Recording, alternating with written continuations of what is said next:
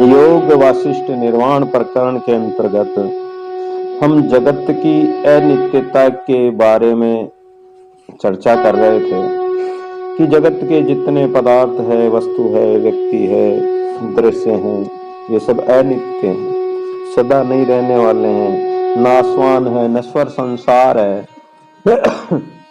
राम जी ने पूछा कि हे मुनि, जिस प्रकार हम लोगों के लिए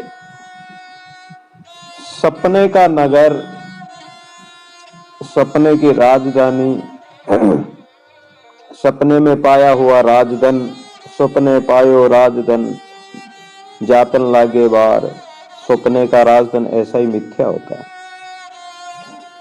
तो जो मिथ्या है उसी प्रकार यदि ब्रह्मा आदि के लिए भी शरीर धारण एवं उत्पन्न हुआ ये संपूर्ण जगत मिथ्या ही है। जैसे स्वप्न का राज्य हमारे लिए मिथ्या है, उसी प्रकार ये ब्रह्मा आदि के लिए ये संसार जगत सब असत्य। ये परमात्मा के जो है, परमात्मा तो सत्य है लेकिन ये तो सत्य नहीं। तो हम लोगों को इसकी सत्यता में, अब जब सत्य तो नहीं है, सब शास्त्र कह रहे हैं, संत कह रहे हैं कि मिथ्या है, फिर इसमें दृढ़ विश्वास क्यों हो जाता है कि भाई ये संसार हमें सत्य लग रहा है? ऐसा क्यों लग रहा है? वशिष्ठ जी महाराज कहते हैं कि हे राम, प्रजापति ने इस सृष्टि के पूर्व जो दक्ष प्रजापति हुए, उन्हें इस सृष्टि की रचना की, तो वह भी हमारे अनुभव में आने वाली वर्तमान सृष्टि के समान ही सत्य प्रतीत होती। तथापि वह ब्रह्मा जी का संकल्प होने के कारण वास्तविक नहीं थी। ब्रह्मा जी के संकल्प से दक्ष प्रजापति ने सृष्टि रचना की, अनेक जीव जंतु बनाए, पशु पक्षी जानवर वृक्ष इत्यादि सब बनाए, लेकिन वो वास्तविक नहीं थी, वो केवल ब्रह्मा जी का संकल्प मात्र था। सच्चिदानंद परमात्मा के सर्वव्यापी होने से जीव भी सर्वव्यापी है, उसी का अंश होने के कारण ये भी सर्वव्यापी, और उस परमात्मा की सत्ता से ये संसार सत्य दिखाई देता है। हमारी जैसे आंख है, कई लोगों के आंख तो होती है लेकिन उस आंख से दिखाई नहीं देता। अब परमात्मा ने आंखें तो बना दी, आंखें है भी, कैमरा लगा हुआ, कैमरे में लेंस भी है, सब कुछ है, लेकिन जब तक कैमरे के पीछे देखने वाला जो यंत्र नहीं लगा हुआ, तो वो कैमरा चाहे भले ही लगा हुआ हो, उससे ना तो कोई दृश्य दिखेगा ना कोई बनेगा। उसी प्रकार हमारे आंखें हैं, और अगर हमारी आंखों से दिखाई नहीं देता तो आंख तो है लेकिन फिर भी नहीं दिखाई दे रहा। तो ऐसे ये जगत है। परमात्मा जब तक इसको दिखाने वाला परमात्मा न होगा, देखने वाला परमात्मा नहीं होगा, हमारी आंखों में भी वही तो बैठकर देख रहा है, कानों में वही बैठकर सुन रहा है, त्वचा से स्पर्श भी वही कर रहा। कल भी कह के आए थे कि हमारी आंख कान इंद्रिय जो भी शरीर अवयव है, ये सब अंग में वो ही परमात्मा सर्वव्यापक है, और वही बैठकर सभी को देख रहा है। तो सत्ता तो सब उसी की है, परमात्मा की सत्ता से ही ये हमारी आंख देख रही है। अगर उसकी वो सत्य है, परमात्मा सर्वव्यापी है, इस कारण से वो हमारी आंख में भी बैठकर वो देख रहा है, इसलिए ये जगत में भी परमात्मा है, और ये जगत भी इसीलिए सत्य दिखाई दे रहा है।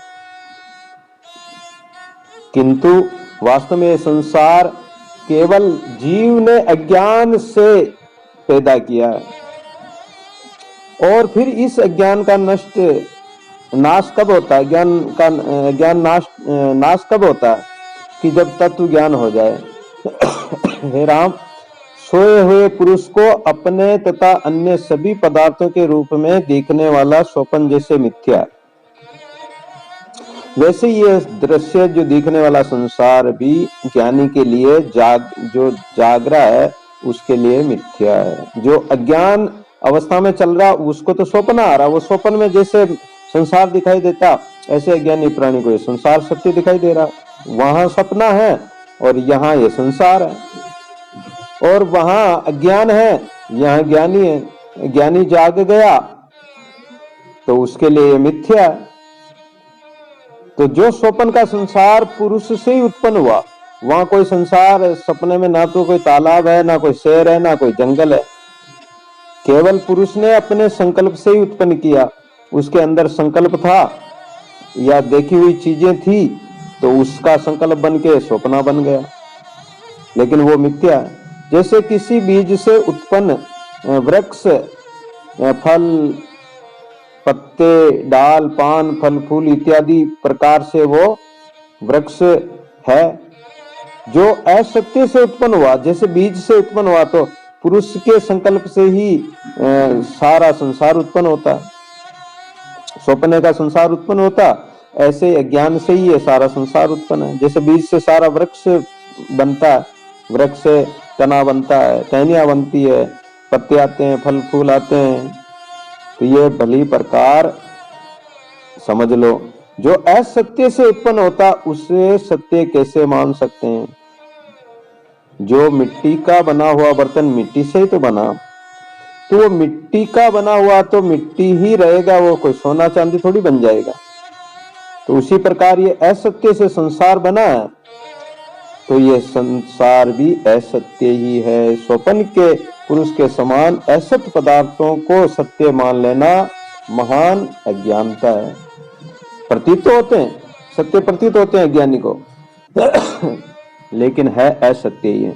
इसलिए इनका त्याग कर देना ही योग्य है। जैसे हम लोगों को स्वप्न में प्रतीत होने वाली सृष्टि, सत्यराम आदि का कार्य जो है दृढ़ रूप सत्य दिखने पर भी क्षण भंगुर है, झूठा है, उसी प्रकार सामने वर्तमान ये जो प्रजापति का संकल्प, या ये समझ लो कि ये ब्रह्मा जी को स्वप्न आ रहा है और ब्रह्मा जी स्वप्न में देख रहे हैं, हम स्वप्न के पदार्थ हैं। तो जब ब्रह्मा जी का स्वप्न हट जाएगा तो फिर हम कहां से सत्य रहेंगे? तो ये सृष्टि भी मिथ्या है। जैसे ध्रुवत्व के कारण आवर्त रूप परिवर्तनों में जल भाषित होता है। जैसे जल को चौकोर बर्तन में रखो तो जल क्या हो जाएगा? चौकोर बन जाएगा। लंबे बर्तन में रखो तो लंबा बन जाएगा। खड़े बर्तन में रखो तो नली में रखो तो नली रूप में हो जाएगा। जैसा बर्तन का आकार होगा वैसा ही जल बन जाता है। ऐसे ही अज्ञानी प्राणी जैसी कल्पना करता है, ये जगत वैसे ही बन जाता है, वैसे ही सत्य प्रतीत होता है।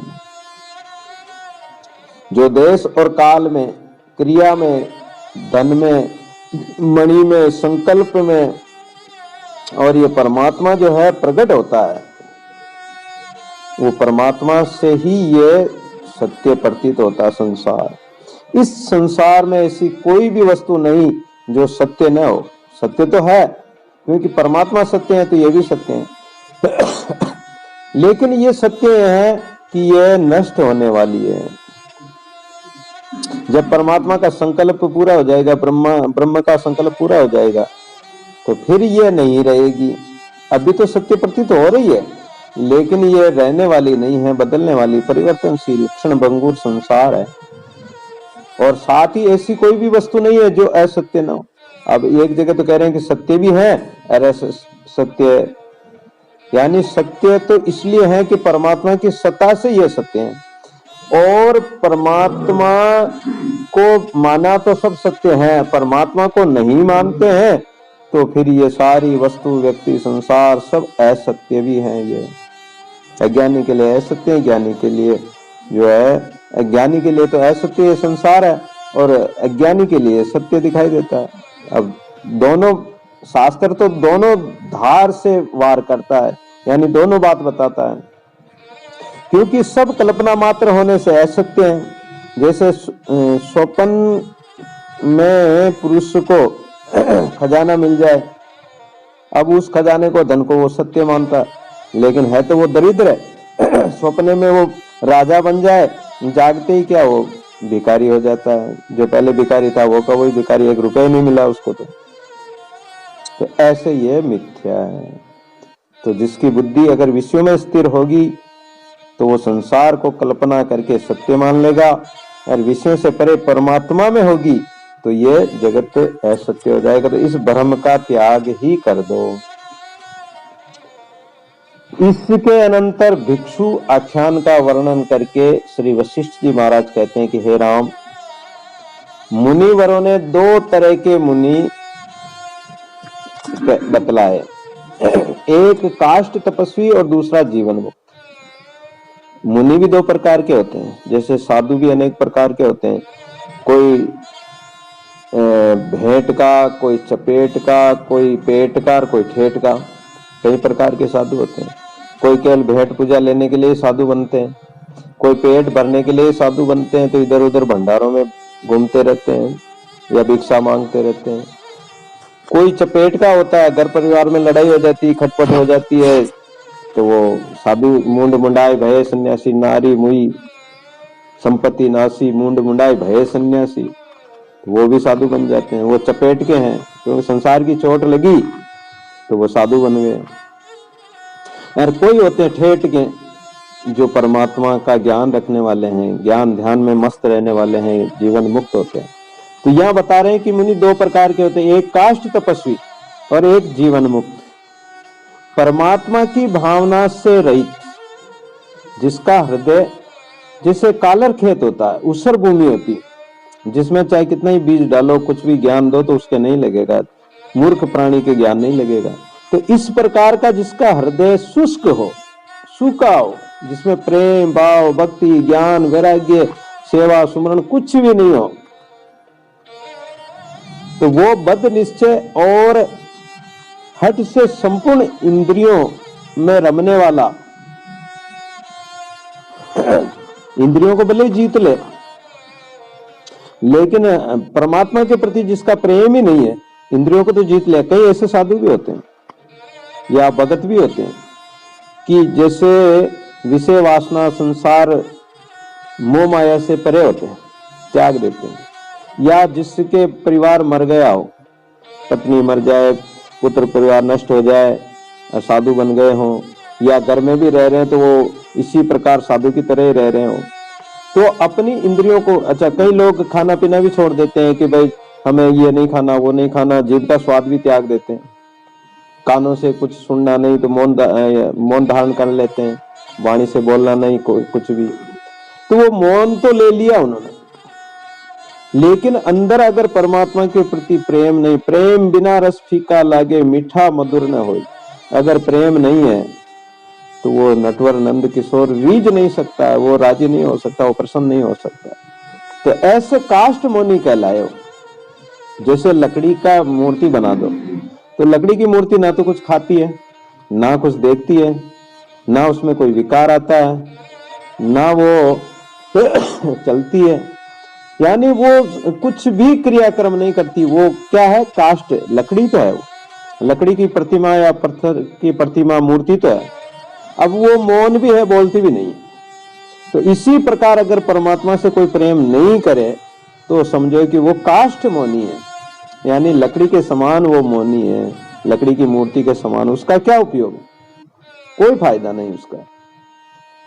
इस विनाशील संसार के स्वरूप को यथार्थ रूप से जानकर जो विशुद्धात्मा और परमात्मा में स्थित ज्ञानी महात्मा बाहर लौकिक व्यवहार भी करते हैं और भीतर जो विज्ञानानंद घन परमात्मा है, उस परमात्मा से प्रेम करते हैं, उसका चिंतन करते हैं, उसका सुमरण करते हैं, प्रीति से उसकी पूजा करते हैं, अपने तन मन इंद्रियों को परमात्मा के समर्पित करके और परमात्मा का सुमरण करते हैं, चिंतन करते हैं। तो इस प्रकार करने वाला वह दूसरा ज्ञानी कौन है? मुनि कौन है? जीवन मुक्त मुनि। एक तो काष्ट मुनि और एक जीवन मुक्त मुनि है। काष्ट मुनि तो हट के कारण वो साधना तो करता है, मन इंद्रियों को भी रोक लिया, संसार में घर परिवार में मोह ममता में भी नहीं फंसता, लेकिन वो केवल काष्ट मुनि है, उसमें प्रेम नहीं, रस युक्त नहीं है, तो वो कठोर है, पत्थर की तरह। और जैसे फल होता है, आम होता है, इत्यादि फल होते हैं, उसमें वो कठोर भी होता है, लेकिन इतना कठोर नहीं होता है कि वो खाने में नहीं आए, और उसमें रस भी होता है, मिठास भी होती है।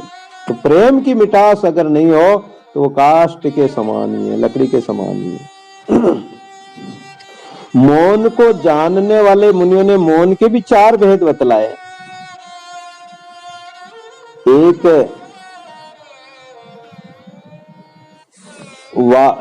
वाचोन, एक इंद्रिय मौन, एक काष्ठ मौन, एक सुषुप्त मौन। वाणी का निरोध वाग मौन है। कई लोग क्या करते हैं, वाणी से बोलते नहीं है। गुरु या तो उसके गुरु ज्यादा कोई बकबक करता है, व्यर्थ बोलता है, तो गुरु उसको मौन धारण करा देते हैं, तो वो वाणी का मौन वाग मौन हो गया। मौन गए ते बावरे बोले खरे अयान, सहजे राते राम सो दादू सोई सयान। दादू जी महाराज तो एक शब्द में ही जवाब दे देते हैं। तो मौन धारण करने से क्या हुआ? मौन गए थे बावरे, मौन तो धारण कर रखा, अंदर उनके मन में संकल्प विकल्प चल रहा, कागज पे लिख के दे रहे हैं, पार्टी पे लिख के दे रहे हैं, या हाथ से इशारा कर रहे हैं, आंखों से इशारा कर रहे हैं, शरीर से इशारा कर रहे हैं, तो उनके अंदर बोलने की शक्ति तो बोल ही रही है। वो बाहर से भली वाणी से बोलो मत, लेकिन अंदर से तो वो मौन है ही नहीं। तो वह केवल वाचक मौन है, केवल वाणी का मौन है। दूसरा इंद्रिय मौन है, तीसरा काष्ठ मौन है, और चौथा सुषुप्त मौन। तो वाणी का निरोध वाग मौन है। हठपूर्वक विषयों से इंद्रियों का निग्रह कर लेना। इंद्रियों का निग्रह कर लिया कि जीव जो है मीठा स्वाद चाहती है, अनेक रस चाहती है, तो हट कर लिया कि हम न तो मीठा खाएंगे, हम ये नहीं खाएंगे, हम वो नहीं खाएंगे, हम ये चीज नहीं उपयोग करेंगे। आंखों से आंखें बंद रखेंगे, जैसे गांधारी ने आंखें बंद कर ली,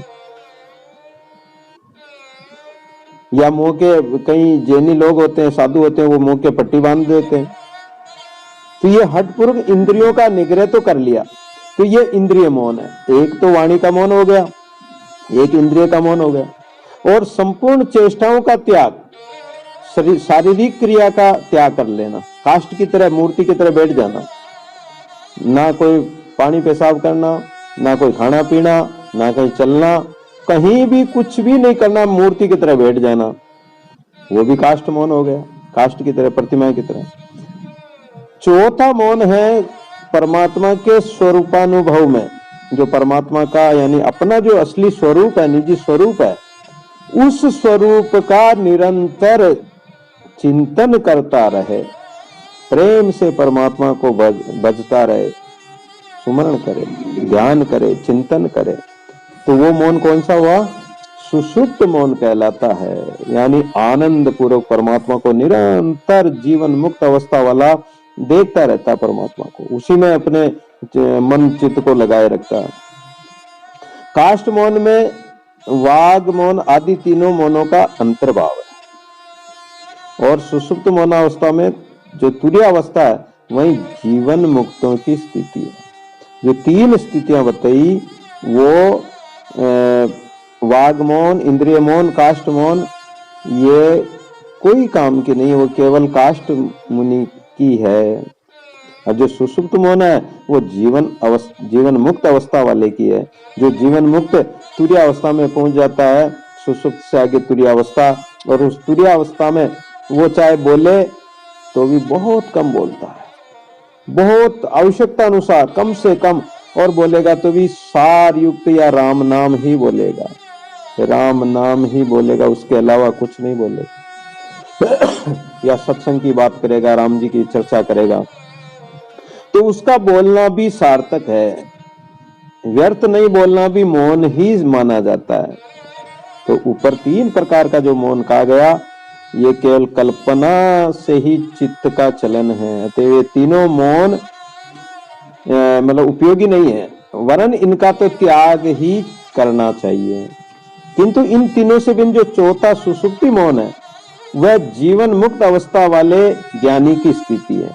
इसमें स्थित जीवात्मा कभी पुनर्जन्म नहीं, यानी उसका पुनर्जन्म नहीं होता, वो जन्म मरण में नहीं जाता। इसमें संपूर्ण इंद्रिय वृत्तियां अनुकूल में तो हर्षित नहीं होती, प्रतिकूल में गणना भी नहीं करती। उनकी इंद्रियां मन चित्त सब शांत रहते हैं। जो विभाग रहित, अभ्यास रहित एवं आदि और अंत से रहित तथा जो ध्यान करते हुए या ध्यान न करते हुए सभी अवस्थाओं में समभाव में रहता है, वही व्यक्ति का सुषुप्त मौन कहलाता है। यानी वो क्रिया से रहित, क्रिया करते हुए भी उससे रहित है, कर्म करते हुए भी उससे रहित है, और किसी में लिपाईमान भी नहीं होता। ऐसा जीवन मुक्त अवस्था वाला प्राणी सुषुप्त मौन उसका कहा जाता है। वो बोले तो भी वो मौन में ही गिनती आती है उसकी। अनेक प्रकार के विभ्रम युक्त संसार के और परमात्मा के तत्व को यथार्थ रूप से जानने पर भी जो संदेह रहित स्थिति होती है, वही सुषुप्त मौनी की है। जो सर्व शून्य, आलंबन रहित, शांति स्वरूप, विज्ञान मात्र तथा सत असत से रहित स्थिति है, वह उत्तम सुषुप्त मौन कहा गया है। इस जगत में विकार रहित, सर्वात्मक तथा सत्ता सामान्य स्वरूप परमात्मा में ही हूं, इस तरह की ज्ञाना अवस्था भी सुषुप्त मौन ही कहलाती है। और ब्रह्मभूत हे रामचंद्र, जागृत अवस्था में सब और भली भांति व्यवहार करते हुए भी, अर्थात संपूर्ण व्यवहार को करते हुए भी उसमें लिपायमान न होने के कारण वो सदैव सहज समाधि में स्थित रहता है। और वो सहज समाधि, काम करते हुए भी समाधि लगी रहती है उसकी। ये बहुत बड़ी बात है कि अपना जो तन काम में लगा रहे, लेकिन मन चित्त तो परमात्मा में लगा रहे, तो वो समाधि ही मानी जाती है, सहज समाधि कहलाती है। प्राणों की समाधि नहीं, वो सहज समाधि। प्राणों की समाधि में तो प्राण रोककर बिल्कुल काष्ठ की तरह मूर्ति बैठ जाते हैं और फिर प्राण एकदम सम हो जाते हैं, रुक जाते हैं, वो प्राणों की समाधि। लेकिन जो सहज समाधि है, वो सहज भाव से सब कर्म करते हुए भी उसमें वो ध्यान में लगे रहते हैं, तो वो भी समाधि मानेगी। तो जीवन मुक्त शरीर वाला ज्ञानी महापुरुष जो निर्मल शांत वृत्ति से वो तुरीय अवस्था में ही विदेह स्वरूप में रहता है। वशिष्ठ जी कहते हैं कि हे राम, जड़ आकाश से भी अत्यंत स्वच्छ चेतन स्वरूप परमाकाश है। जो ये जड़ आकाश है, ये आकाश में तो फिर भी विकार है, इसमें तूफान भी आ जाते हैं, कभी आंधी तूफान चलता तो धूल मिट्टी भी हो जाती, इसमें बादल भी आ जाते हैं, इसमें कभी कैसी हवा चलती, कभी कैसी हवा चलती, कैसा आकाश दिखाई देता, अनेक रंग भी दिखाई देते हैं। ये तो जड़ आकाश है। लेकिन जो चेतन स्वरूप जो परमात्मा है, वो जो परमात्मा जो निर्मल आकाश शून्य स्वरूप है, उसमें कोई भी विकार नहीं है। उस परमात्मा का अगर कोई भाव करता है तो वो मोक्ष को ही प्राप्त होता है। ऐसा मैं कह रहा हूं, शास्त्रों के अनुसार संतों ने मुझे बताया है। परमात्मा के यथार्थ ज्ञान से और नित्य एक रस समाधि से जो सांख्य योग के द्वारा ज्ञानी हुए हैं, वे सांख्य योगी कहे गए। माता देवहूति को कपिल भगवान ने सांख्य योग कहा था। सांख्य योग क्या है? सांख्य योग का अर्थ है कि जो ये अष्टांग योग है, ये साधना है,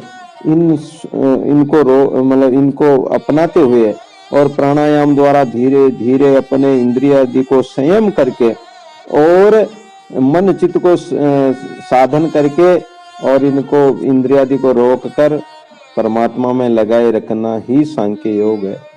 शांत पद योगी उसको उत्तम मानते हैं, ऐसे योग को। कुछ लोग उस पद को सांख्य योग द्वारा प्राप्त हो चुके हैं, कुछ लोग जिन्होंने साधना की वो उसको अवश्य प्राप्त हुए हैं। कुछ लोग इसी देह के शरीर से अष्टांग योग के द्वारा प्राप्त हो चुके हैं। परमात्मा में कोई अष्टांग योग से मिले, कोई सांख्य योग से, कोई ज्ञान योग से, कोई कर्म योग से, कोई भक्ति योग से, किसी भी योग से, किसी भी साधन से परमात्मा से योग करना है, जुड़ना है, परमात्मा में मिलना है। जिसको जैसा ठीक लगा, जो जैसा समझता वो उसी को ठीक समझकर उसी में मिल गया। क्योंकि जो परम पद सांख्य योगियों द्वारा प्राप्त किया जाता, वहीं अष्टांग योगियों द्वारा भी प्राप्त किया जाता। जहां मन, प्राण, वृत्ति और तथा वासना रूपी जल का अत्यंत अभाव है, उसी परम पद को समझो। है तो वो एक ही चीज है। आगे तो रास्ते अनेक है, किसी नगर के, लेकिन आगे जाना तो एक ही जगह है। जैसे चार भुजा मंदिर जाना है तो गांव में आने वाले व्यक्ति अनेक रास्तों से आएंगे।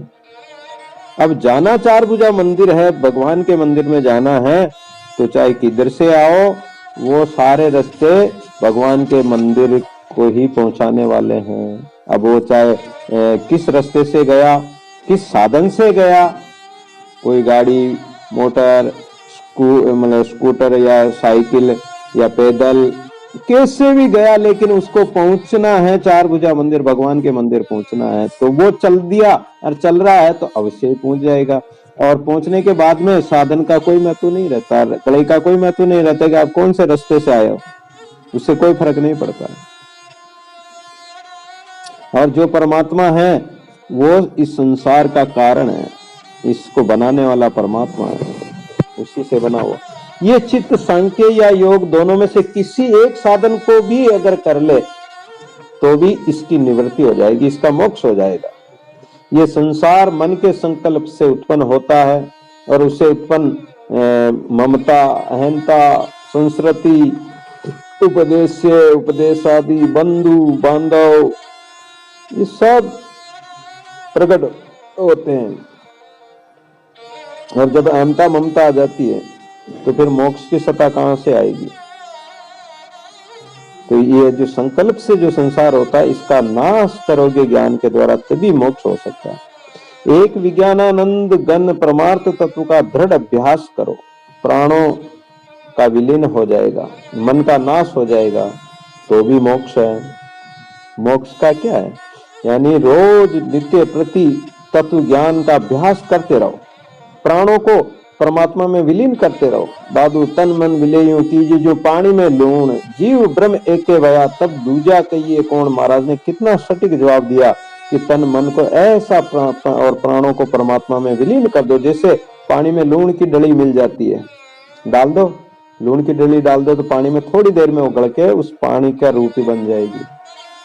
उसी प्रकार अपने तन मन को विलय करना, उसमें मिलाना है, मन का नाश करके और परमात्मा में मिलाना, यही तो मोक्ष है। और मोक्ष कहीं से ऊपर से थोड़ी, आकाश से थोड़ी उतरेगी कोई।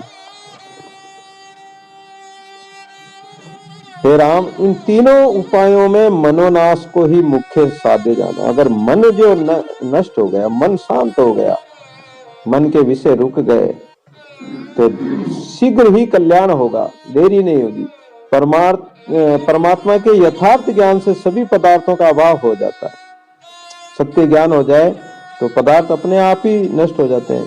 जैसे हम अगर राई को देखें तो पहाड़ नहीं दिखेगा, क्योंकि राई को देखेंगे तो उसकी आड़ में पहाड़ छिप जाएगा।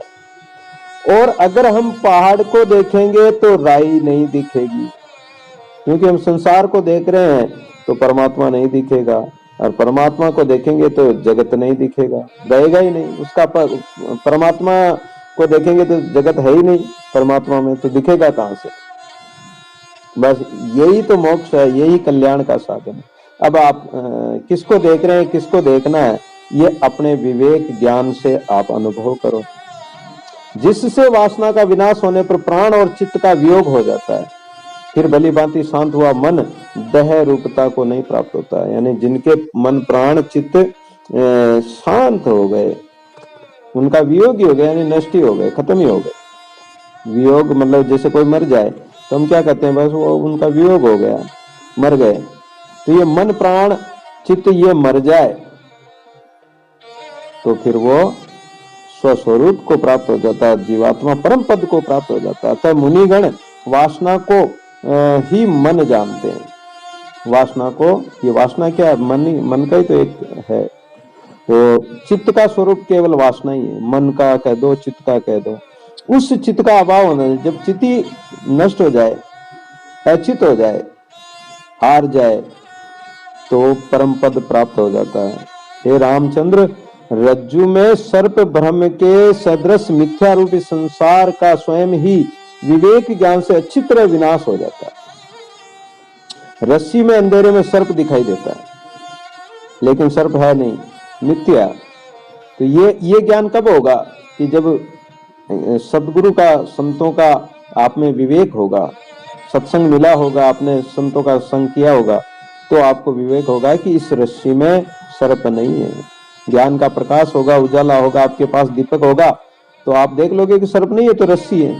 ऐसे ही विवेक रूपी ज्ञान आपके पास होगा तो आपको लग जाएगा कि ये संसार भ्रम से ही हमें सर्प की तरह दिख रहा था, झूठा दिखाई दे रहा था, लेकिन ये तो वास्तव में झूठा निकला, ये तो असत्य है, सत्य नहीं है। तो फिर उससे कोई भय भी नहीं होगा, उससे प्रेम भी नहीं होगा। सांप से कौन प्रेम करेगा? अगर सच्चा ही सांप हो, वास्तव में सांप हो, तो उससे कौन प्रेम करेगा? कौन सम्मान देगा उसको? उसको तो लाठी लेके उसको मारने दौड़ेंगे। उसी प्रकार जब वास्तव में तुम्हें पता लग जाएगा कि ये सर्प है, ये संसार मिथ्या है, तो तुम ज्ञान की लाठी से इसको मार दोगे, भगा दोगे, हटा दोगे।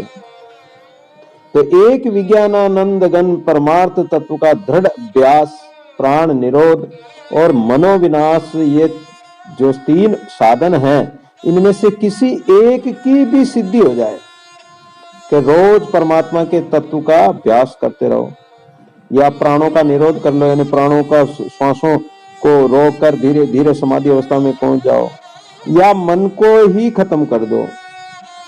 तो इन तीनों में से एक साधन भी अगर किसी ने कर लिया तो ये तीनों साधन सद जाएंगे। एक साधन साध लोगे तो भी तीनों सद जाएंगे। ताड़ के पत्तों से निर्मित पंखे को चलाना जब बंद कर दिया जाता है तब पवन जैसे अपने आप शांत हो जाता है। हम पत्तों से हवा करते हैं, और अगर हवा पंखा चलाना बंद कर दे तो हवा अपने आप शांत हो जाती है, तब पवन अपने आप शांत हो जाता है। वैसे ही जब प्राण रूप वायु का स्पंदन शांत हो जाता है, जब हमारे श्वास इत्यादि बिल्कुल शांत हो जाएंगे, तो फिर मन कहाँ जाएगा? श्वास ही नहीं चलेंगे, इंद्रियां काम ही नहीं करेगी, शरीर एकदम शांत समाधि अवस्था में चला जाएगा, तो फिर मन कहाँ रहेगा? मन भी शांत हो जाता है। और मन शांत हुआ, मन का शांत होना ही समाधि है। वायु का चलना रुक जाने पर गंध का, जैसे गंध जो बाहर से आ रही, वो हवा नहीं चलेगी तो गंध भी कहां से आएगी? वैसे मन अगर नहीं चलेगा तो ये प्राण वायु का चलना भी रुक जाता है। सभी प्राणियों के प्राण और चित्त दोनों उसी प्रकार एक दूसरे से निरंतर मिले जुले रहते हैं। जिस प्रकार फूल और गंध, फूल में जैसे गंध होती है, ऐसे ही मन चित्त मिले हुए हैं, प्राण और मन मिले हुए हैं। एवं तिल और तेल एक दूसरे से निरंतर मिले जुले रहते हैं। जैसे तिल है और तिल में तेल मिला हुआ है, वो दोनों मिले जुले हैं, अलग अलग नहीं है। लेकिन जब घाणी कराते हैं, जब क्या होता है, तेल अलग निकल जाता है और खाड़ा अलग रह जाती है। आधार और आधेय के समान, अर्थात अग्नि और उष्णता के समान, दोनों में से किसी एक का विनाश हो जाने पर दोनों विनष्ट हो जाते हैं। अगर तिल नष्ट हो जाए तो तेल भी नहीं रहेगा, और फिर वो क्या काम की, खड़ भी क्या काम की अगर रह भी जाए तो इसलिए मन को नाश कर दो, चित्त को नाश कर दो, तो अपने आप ही सब शांत हो जाती, इंद्रियां वगैरह। जब प्राण शांत हो गए तो मन इंद्रियां भी शांत हो जाएगी, और अपने विनाश के द्वारा ये वे दोनों जीवात्मा के लिए एक महान मोक्ष नामक कार्य संपन्न कर देते हैं, अर्थात मोक्ष की प्राप्ति हो जाती है। एक ब्रह्म तत्व के दृढ़ अभ्यास से द्वैत की जो वासना है वो भी नष्ट हो जाती है, और फिर मन शांत हुआ, प्राण शांत हो गया। तो वैसे तो प्राण का स्वभाव है मन के साथ विलीन हो जाना ही। मनुष्य को एक सुदृढ़ परमात्म तत्व में तब तक तदाकार वृत्ति बनाए रखनी चाहिए जब तक उस वृत्ति का ही अभ्यास के द्वारा अभाव न हो जाए। तदाकार परमात्मा में बनाए रखना, वो वृत्ति भी, उसका भी अभ्यास करना है कि वो लगातार ही बनी रहे। थोड़ी देर के लिए तो बन जाती है, जैसे कोई ध्यान में बैठेंगे तो थोड़ी देर में परमात्मा से जुड़ भी जाते हैं, परमात्मा का चिंतन भी करते हैं, लेकिन थोड़ी देर में वो वृत्ति टूट जाती है। तो उस वृत्ति को भी अभ्यास द्वारा सुदृढ़ बनाना है कि वो टूटे नहीं, श्रुति साबित रहे तिनके मोटे भाग, परमात्मा से, उस निरंजन परमात्मा से लगा रहे निरंतर। अभ्यास बना रहे, टूटे नहीं, धागा टूटे नहीं। क्योंकि निग्रह वृत्ति से, अगर सुरति द्वारा निग्रह करोगे, निग्रह वृत्ति क्या सुरति है, और जिसकी सुरति काम करती है तो वो उन पुरुषों का चित्त प्राणों में विलीन हो जाता है। क्योंकि मन पवना गई सुरति सो दादू पावे स्वाद। तो मन को रोकना है तो श्वासों के साथ लगाओ, और फिर उस मन के ऊपर भी सुरति को लगा दो कि ये मन कहीं इधर उधर न चला जाए। श्वास के साथ सुमन करते करते श्वास को छोड़कर कहीं इधर उधर न भाग जाए, तो सुरति को उसके निग्रह में लगा दो। और जो इस प्रकार प्राणों के साथ विलीन हो जाता है और परमात्मा तत्व अवशिष्ट, फिर तो क्या बचेगा, अवशेष में क्या बचेगा, एक परमात्मा तत्व ही अवशिष्ट रह जाएगा, वही बचेगा। चित्त जिस किसी वस्तु में तन्मय हो जाता वह शीघ्र तद्रूपी बन जाता। हमारा चित्त अगर जैसे किसी वस्तु को, वृक्ष को देख रहा है या फल को देख रहा है, तो हमारा चित्त ही वो फल रूप बन गया, या वृक्ष रूप बन गया, या व्यक्ति रूप बन गया, उसी का रूप बन जाता है। अतः दीर्घ काल तक परमात्मा तत्व का अभ्यास करोगे तो धीरे धीरे अभ्यास से जीव ब्रह्म सेवा करे, ब्रह्म बराबर होए, दादू जाने ब्रह्म को, ब्रह्म श्री का सोई, वह ब्रह्म का ही स्वरूप हो जाता है, निर्विशेष ब्रह्म रूप ही हो जाता है। हे राम, यदि परम पद में चित्त मुहूर्त मात्र भी, एक मुहूर्त मन रहे नाम ने पास दादू, तभी देखता सकल कर्म का नाश। एक मुहूर्त भी रह जाए, शांत हो जाए, तो उसे तुम ब्रह्म रूप ही में ही परिणत हुआ समझो, जिसमें अविद्या का अभाव हो चुका है। ऐसा विशुद्ध चित्त वाला सत्व शब्द से कहा जाता है, जिसमें संसार की बीज रूप वासना नष्ट हो गई। दादू भुने अन्न जो सो फिर उगे नाय। अगर बीज भुन गया या ज्ञान अग्नि में जिनकी वासना नष्ट हो गई या बीज जल गया, तो फिर वो उगेगा नहीं, वासना उत्पन्न नहीं होगी, उसका चित्त शांत हो जाएगा। वह चित्त फिर कभी भी परमात्मा से, ब्रह्म से अलग नहीं हो सकता है, क्योंकि वह ब्रह्म में तद्रूप हो गया, भुन गया। अब उसमें वासना उत्पन्न हो ही नहीं सकती है। उससे अंकुरित बीज से अंकुरन निकलेगा ही नहीं, चाहे उसको पानी में ही पटका रखो, मिट्टी में ही डाले रखो, नहीं होगा, कुछ भी नहीं होगा। जिसकी अविद्या निवृत्त हो चुकी है, जो सत्य भाव में स्थित है, जो वासना रहित हो चुका है, ऐसा कोई विरला मनुष्य आकाश के समान निर्गुण निराकार विज्ञानानंद घन परमात्म तत्व को देखता है और तत्काल मुक्त हो जाता है। श्री वशिष्ठ जी महाराज कहते हैं कि हे रघुनंदन, जिस अवस्था में जीव ब्रह्म हो जाता है और चित्त का विनाश हो जाता है तथा विवेक पूर्व विचार से विद्या का अंत यानी अभाव हो जाता है, वही जीवात्मा के लिए मोक्ष कही गई है, वही जीवात्मा का मोक्ष है। मृग तृष्णा जल की तरह मिथ्या मन तथा अहंकार आदि जो प्रपंच क्षण भर के लिए ही प्रतीत होते हैं। मृग तृष्णा का जल थोड़ी देर के लिए प्रतीत होता है और वहां पास में जाओ तो कुछ भी नहीं है। ये अहंकार भी थोड़ी देर के लिए करते हैं। किसी वस्तु का अहंकार करोगे तो कितनी देर करोगे, वो वस्तु नष्ट हो जाएगी फिर। तो ये सब क्षण भंगुर संसार है, तो थोड़ी देर के लिए सत्य प्रतीत होते हैं और पूर्वक विवेक पूर्वक विचार से विलीन भी हो जाते हैं। और जब ज्ञान आ जाता है, विवेक हो जाता है, जिसमें विवेक है, हंस की तरह जो सत्य असत्य को अलग अलग कर सकता है, ऐसा जिसमें विवेक है, ज्ञान है, ऐसा विचार है, तो ये जो सत्य प्रतीत हो रहा है ये सब नष्ट हो जाता है, ये भ्रम मिट जाता है। हे भद्र, इस संसार रूपी सपने के भ्रम के संबंध में बेताल द्वारा किए गए इन शुभ प्रश्नों को भी तुम सुनो, जो प्रसंगवश मुझे याद आ गए। विंध्याचल के महान वन में एक विशालकाय बेताल रहता था। किसी समय वह अहंकार में भरकर प्राणियों को मार देता था और कभी नगर में घुस जाता तो लोगों को मार मार के खा जाता। तो वो एक नगर में गया। पहले वह बेताल किसी एक सज्जन नामक राजा के देश में रहता था। उस राजा द्वारा किए गए अनेक वध के योग्य मनुष्यों की बलि के उपहार से सदा तृप्त होकर वह सुख से रहता था। वो अनेक लोगों को मार देता था, जीवों को मार देता था।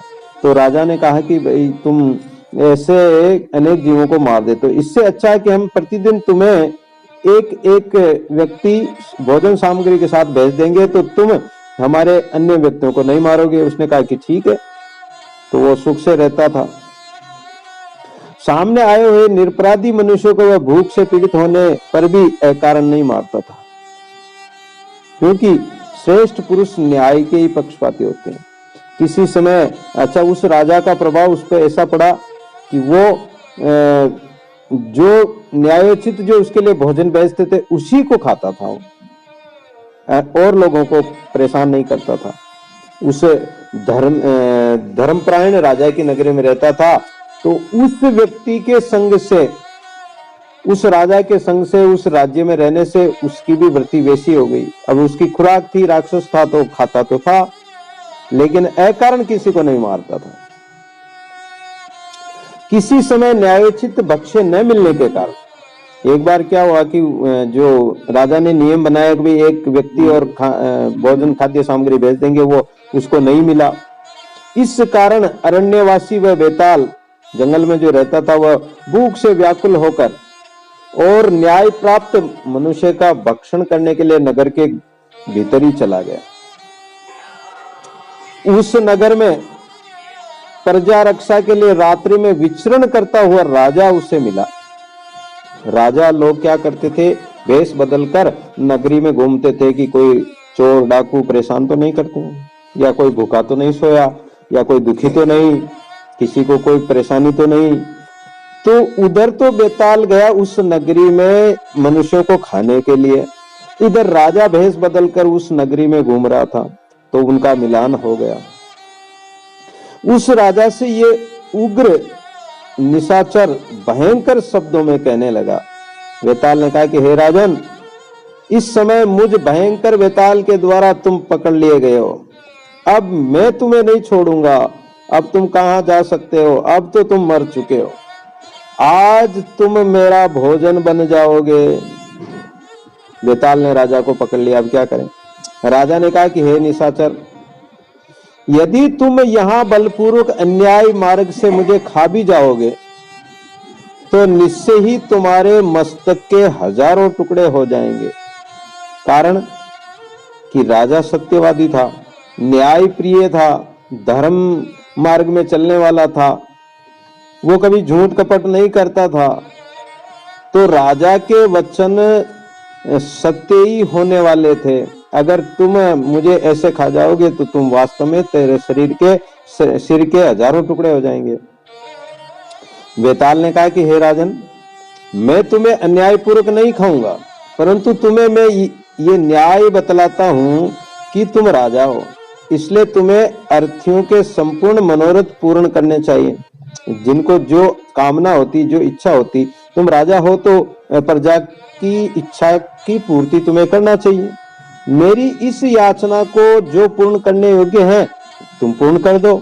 मैं यहाँ तुमसे जो प्रश्न कर रहा हूं उनका भलीभांति उत्तर दे दो। राजा को ऐसी बात कही तो राजा किस सूर्य की किरणों, वो कहने लगा, बेताल पूछने लगा कि किस सूर्य की किरणों के ये ब्रह्मांड रूपी छोटे अणु हैं और किस पवन में महागगन रूपी त्रिश्रेणु कल्पित होते हैं, प्रकट होते हैं। एक स्वप्न से दूसरे स्वप्न में जाता हुआ जीवात्मा पहले के सैकड़ों या हजारों स्वप्नों के अस्तित्व को छोड़ता हुआ भी किस प्रकार स्वच्छ वास्तविक स्वरूप का परित्याग नहीं करता। जिस प्रकार केले का खंभा भीतर और उसके भी भीतर बार बार देखने से केवल छिलका मात्र ही रहता है। जैसे केले के जो तना होता है केले का, उसको छीलते जाओ, उस पौधे में क्या निकलेगा? कुछ भी नहीं निकलेगा, केवल छिलके ही छिलके निकलेंगे। छिलके को उतारते जाओ, फिर दूसरा छिलका आ जाएगा, उसको उतारो, फिर तीसरा आ जाएगा, ऐसे छिलके ही उतरते जाएंगे, लेकिन अंदर कुछ भी नहीं मिलेगा। उसी प्रकार सबके भीतर के भीतर और उसके भी भीतर ऐसा कौन सा अणु है जो प्रकाशक स्वच्छ आत्म स्वरूप है। ब्रह्मांड, आकाश और 5 तत्वों के आधारभूत जो 3 लोक 14 भुवन है, सूर्य मंडल है, ये मेरु सुमेरु पहाड़ इत्यादि हैं, पृथ्वी है, ये सब जो बड़े बड़े महान पदार्थ प्रसिद्ध है, ये अणुत्व धर्म न छोड़ने वाले ऐसे किस अणु के परमाणु हैं? देख लो जो ग्रह चलते हैं, सूर्य के कहते हैं, कोई तो कहते हैं कि सूर्य के सभी ग्रह चक्कर लगा रहे हैं, कोई कहते हैं पृथ्वी भी घूम रही है, चंद्रमा भी घूम रहे हैं, ग्रहण होता है, और अनेक 9 ग्रह हैं, अनेक तारे, नक्षत्र इत्यादि हैं। तो ये बने हुए किसके हैं? किस अवयव रहित परमाणु रूप महागिरि के शिला के भीतर ये भूत भविष्य वर्तमान तीनों जगत है। हे दुष्ट राजन, यदि तुम इन प्रश्नों का उत्तर मुझे न दोगे तो मैं तुम्हें खाकर और इन नगर के सारे प्राणियों को बलपूर्वक पकड़कर उन्हें भी यमराज की तरह निगल जाऊंगा। ऐसा बेताल कहने लगा। श्री वशिष्ठ जी कहते हैं कि हे रामभद्र, जब ऐसा कहकर बेताल चुप हो गया तब राजा हंसकर कहने लगा। राजा ने कहा कि बेताल, ये चराचर जगत रूपी फल उत्तरोत्तर 10 गुना पंच तत्वों की परत से गिरा हुआ। ये सारा जगत जो है फल की तरह, जैसे केले का जो छिलका होता है, पेड़ होता है, उसको उसमें छिलके ही छिलके, ऐसे ये संसार क्या है, इसमें भी कुछ भी सार नहीं है।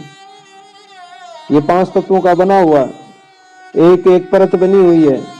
शरीर को देख लो तो शरीर में क्या है? वायु भी है, शरीर में अग्नि भी है, पृथ्वी के तत्व है, हड्डी मांस इत्यादि ये भी है, जल भी है, आकाश का जो पोल है वो भी है। तो 5 तत्वों की परतें तो हुई, और क्या हो? पर्दे ही तो है, 5 तत्वों के पर्दे ही हैं। दादू पर्दा भ्रम का ये पर्दा ही तो है शरीर संसार। अर्थात इस जगत के सब और पृथ्वी का घेरा है। और इस जगत को आप देख लो तो ये देख लो, इसके भी पृथ्वी का घेरा है। उसके बाद पृथ्वी से 10 गुना जल है, चारों तरफ देखो तो पृथ्वी के चारों तरफ जल ही जल है, समुद्र है। जल से 10 गुना तेज अग्नि है, तेज से 10 गुना वायु हवा चारों तरफ है, सब जगह है। वायु से 10 गुना आकाश है, आकाश तो सब जगह है। ऐसे हजारों फल जहाँ विद्यमान हैं, ऐसी बहुत ऊंची एक शाखा है। उस प्रकार की बड़ी बड़ी हजारों शाखाएं जहाँ विद्यमान हैं, ऐसे बड़े आकार वाला एक महान वृक्ष है। इसी प्रकार के हजारों वृक्ष जिसमें है ऐसा एक वन है, उसी प्रकार के हजारों वन जहां पर हो, ऐसा उन्नत शिखरों से युक्त चारों ओर से परिपूर्ण आकार वाला एक विशाल पर्वत भी है, जहां पर वैसे हजारों पर्वत भी है। ऐसा अत्यंत विस्तीर्ण विस्तार वाला एक देश है, और ऐसे कई देश हैं। ऐसे बड़े बड़े हद नदियां, द्वीप, अनंत द्वीप, जिसमें ऐसी चित्र विचित्र रचना युक्त ये पृथ्वी है, उस प्रकार के हजारों पृथ्वी भी विद्यमान है। ऐसा एक अत्यंत विस्तृत महान ये लोक है, ब्रह्मांड लोक। और उसके रोम रोम में हजारों ब्रह्मांड, रोम रोम में बाढ़ में ऐसा विस्तार जो आकाश के सदृश एक महान प्रचंड ब्रह्मांड है, तथा तरह तरह के असंख्य ब्रह्मांड भी विद्यमान है। और चंचलता रहित उसमें अनेक समुद्र, जलनिधि जो है, अम्बुधि भी है, समुद्र भी है। इस तरह लाखों सागर, समुद्र, और उसमें फिर तरंगे तो कितनी, उसकी तो कौन गिनती करे। ग्रह नक्षत्रों की, तारों की कौन गिनती करे।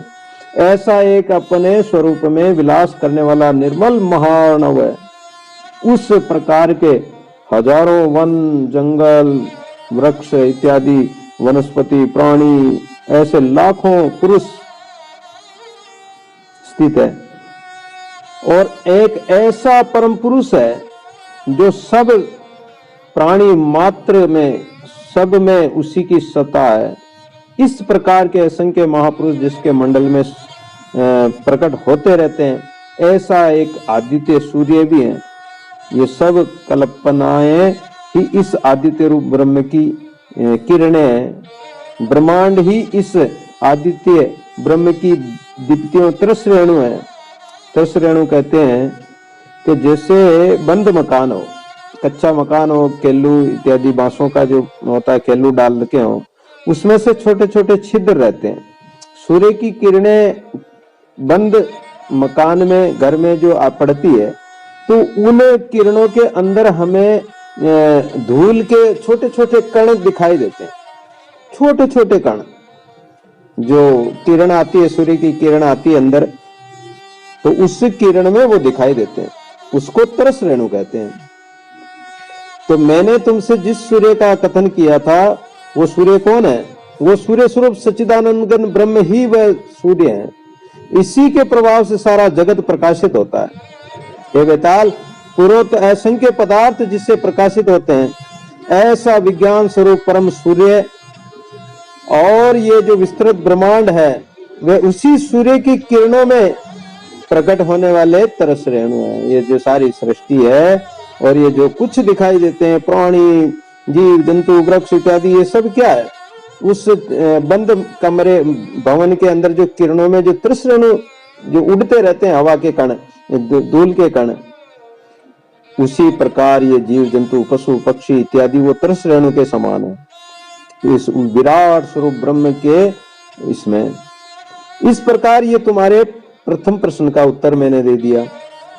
बेताल, काल की सत्ता, आकाश की सत्ता, जीवात्मा की सत्ता तथा शुद्ध चेतन आत्मा की सत्ता इत्यादि सब सूक्ष्म होने से निर्दोष रज है। उड़ने वाली जो रज है वो सूक्ष्म होने से वो ऊपर तक उड़ जाती है। वे परमात्मा रूपी महावायु में कल्पित, यानी हवा के सारे से वो धूल उड़ जाती है और तूफान का रूप, आंधी का रूप ले लेती है। आंधी में क्या होता है? उसमें धूल, मिट्टी इत्यादि या घास फूस इत्यादि अनेक चीजें होती हैं। तो वो सूक्ष्म होने के कारण, यानी बारीक होने के कारण वो हवा के सारे से उड़ जाती है। तो ये परमात्मा रूपी महावायु है और इसमें ये सारे जीव उड़ रहे हैं। प्राणी मात्र, सूर्य, चंद्रमा, तारे इत्यादि जीव क्रिया कर रहे हैं। सब उसी की सत्ता से, जैसे वायु में धूल मिट्टी उड़ती है और वायु से एक जगह से दूसरी जगह चली जाती, ऐसे ये जीव जंतु चल रहे हैं, क्रिया कर रहे हैं। जगत नामक महास्वप्न में एक स्वप्न से दूसरे स्वप्न में जाता हुआ जीवात्मा परम शांति को बढ़ाने वाले अपने महान शुद्ध आत्म स्वरूप को नहीं छोड़ता।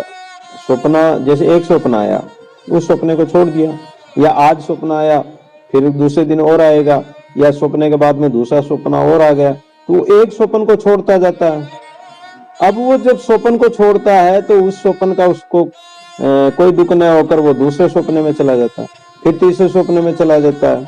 इसी प्रकार ये जगत है, क्या है कि जीव मात्र क्या है, एक योनि को छोड़ता है दूसरे में चला जाता है। मनुष्य है वो कुत्ता, बिल्ली, जानवर इत्यादि बन जाता है। तो इस संसार को कितना ही छीलो, केले के पत्ते को कितना ही छीलो तो उसमें कुछ नहीं निकलता। ऐसे ही संसार की व्याख्या चाहे कितनी करो, इसमें कितना ही तुम सार खोजो, सुख खोजो, इसमें आनंद खोजो, तो इसमें कुछ नहीं मिलने वाला है। परिणाम स्वरूप ये विश्व ज्यों का त्यों भीतर भीतर देखा जाओ, देखते जाओ, देखते जाओ, कुछ नहीं मिलने वाला। और अगर अंदर उतरोगे तो परमात्मा इसमें मिल सकता है, परमात्मा मिलेगा। वह आकाश के तुल्य निराकार, निर्वचनीय, शून्य स्वरूप, सत्य स्वरूप ब्रह्म आत्मा अनेक नामों से पुकारा जाता है। सूक्ष्म मन और इंद्रियों के द्वारा, मन से, वाणी से, इंद्रियों से तो वो अप्राप्य है, प्राप्त नहीं हो सकता। लेकिन वो परमात्मा परमाणु कहलाता है, अणु से भी अणु, परमाणु से भी, यानी वो बारीक से बारीक, अणु और अणियान, महत्व और बारीक से बारीक और बड़े से बड़ा वो परमात्मा ही है। अनंत होने के कारण परमात्मा ही सुमेरु पर्वत के समान है, और पर्वतों का बनाने वाला भी तो वही परमात्मा है। वो सबका परमाणु रूप है, यानी कण कण में परमात्मा है। तो उसी से सारे कण बने हैं, उसी से पत्थर बने हैं, पहाड़ बने हैं, उसी से वृक्ष बने, उसी से जीव जंतु बने। ब्रह्मांड, आकाश, त्रिभुवन 14 लोक इत्यादि, सूर्य मंडल, मेरु इत्यादि सब उसी से बने हुए हैं। तो सबका अणु कौन है? परमात्मा ही है। सबका चक्षु कौन है? परमात्मा। इंद्रियों का ग्राह्य यानी इंद्रियों में भी भासने वाला वो परमात्मा ही है। इंद्रियों से भले ही नहीं दिखाई दे, लेकिन है तो परमात्मा ही। जैसे करंट होता, लाइट होती, बिजली होती है, और वो तारों में दिखाई तो नहीं देती है, लेकिन जहां बल्ब में तो उजाला होता ही है, या किसी मशीन यंत्र लगा रखा तो यंत्र चलता ही है, चाहे पंखा लगा रखा तो ठंडी हवा देगा, कूलर लगा कर तो ठंडी हवा देगा, एसी लगा रखी तो ठंडी हवा देगा। वही करंट तो वो का वही, और वो गर्म हवा भी देता है, उसका हाथ लगाओ तो जला भी देता है। तो करंट जो शक्ति है, पावर है, वो तो परमात्मा ही है सब में। वास्तव में ये परम पुरुष परमात्मा, उसका कोई अलग से स्वरूप नहीं है। वो सबके साथ मिलकर और सब रूप वैसा ही रूप बनकर और सबका सहयोग करा। दादू साईं सबन को सेवक वे सुख दे। परमात्मा सेवक बनकर जल रूप में वो सेवा कर रहा है, वायु रूप में तुम्हारी सेवा कर रहा है। अगर हवा नहीं चले तो प्राण नहीं चलेंगे तो कैसे जीवोगे? जल नहीं होगा तो पियोगे नहीं तो सारे वृक्ष इत्यादि कैसे बनेंगे और हम भी जीवित कैसे रहेंगे? वायु नहीं चले तो भी जीवित नहीं रहेंगे। शरीर में अग्नि नहीं होगी तो भोजन कौन पकाएगा? शरीर बनेगा ही कैसे, तो चलेगा ही कैसे?